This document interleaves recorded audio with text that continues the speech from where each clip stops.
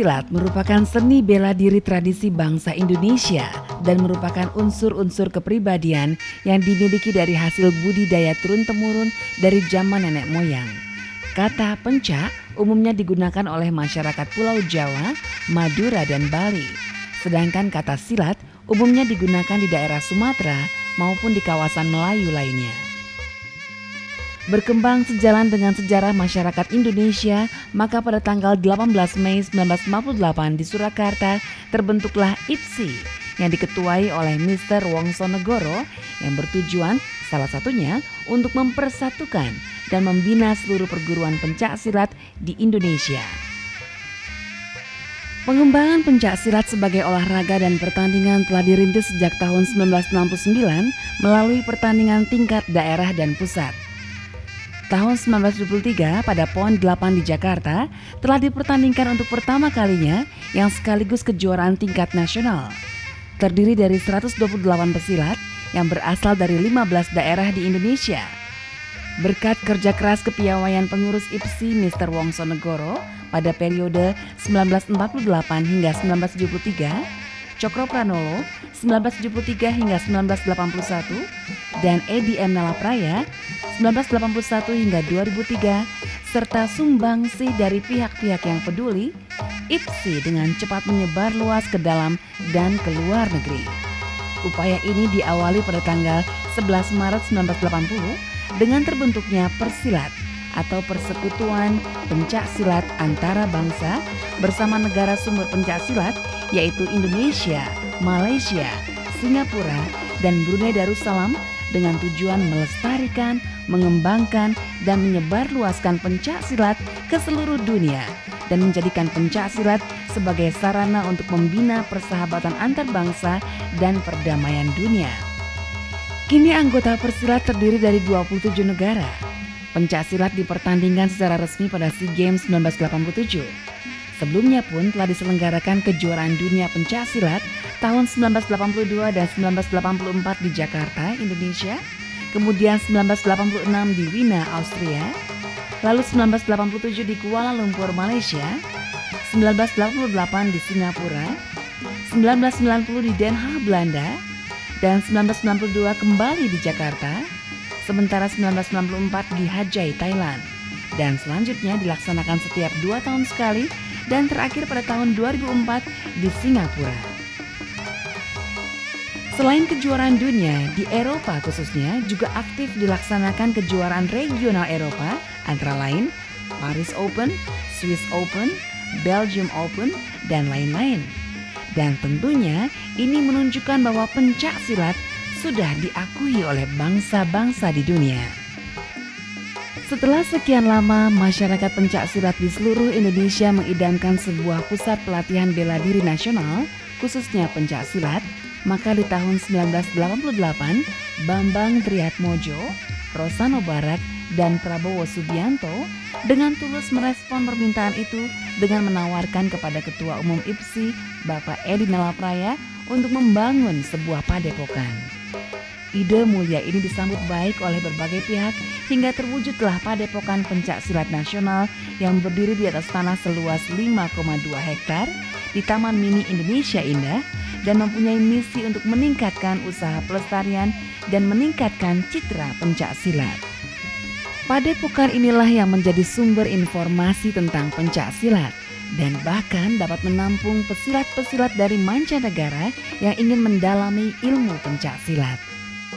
Adapun fasilitas yang tersedia di padepokan ini adalah pondok gede yang digunakan untuk pertandingan dengan kapasitas penonton kurang lebih 4.000 orang, pondok penginapan yang dapat menampung kurang lebih 600 pesilat dan ofisial, gedung serbaguna yang biasa digunakan sebagai tempat kongres, pendopo utama, tempat sarasehan atau lesehan untuk diskusi teknik, lapangan latih tanding yang umumnya digunakan untuk peragaan-peragaan seni pencak silat, dan juga perpustakaan serta museum yang menyimpan benda-benda perlengkapan pencak silat seperti golok, tombak, keris, celurit, dan alat-alat musik pengiring pencak silat seni. Sejarah mencatat bahwa kepengurusan PB IPSI yang berjasa membawa pencak silat mendunia bahkan membidani lahirnya persilat adalah pada saat kepemimpinan Bapak Edi M. Nalapraya. Sosok yang pernah menjabat sebagai pejabat ketua harian PB IPSI dan aktif menggerakkan masyarakat pencak silat di masa kepemimpinan Cokropranolo ini sepertinya tak pernah berhenti untuk berpikir dan terus berbuat yang terbaik bagi perkembangan pencak silat di masa depan. Alhamdulillah saya bisa menjaga cita-cita bapak-bapak pendiri IPSI pada tahun 48. Pertama, dipersatukannya seluruh perguruan yang ada di Indonesia. Kedua, kita menggali dan melestarikan budaya-budaya bangsa. Dan ketiga, kita jadikan pencaksilat sebagai sarana untuk pembangunan bangsa yang kita kenal dengan karakter and nation building. Dalam masa saya juga sebagai Presiden Persilat telah mengembangkan pencaksilat ke belahan dunia. Untuk syarat Asian Games kita telah bentuk Federasi Asia. Kemudian juga kita melakukan yang dinamakan eksibisi, tapi nama itu menjadi Culture Event di Busan tahun 2002. Saya sudah mengadakan kunjungan ke Kuwait, ke Oka, dan juga ke Qatar sebagai tuan rumah.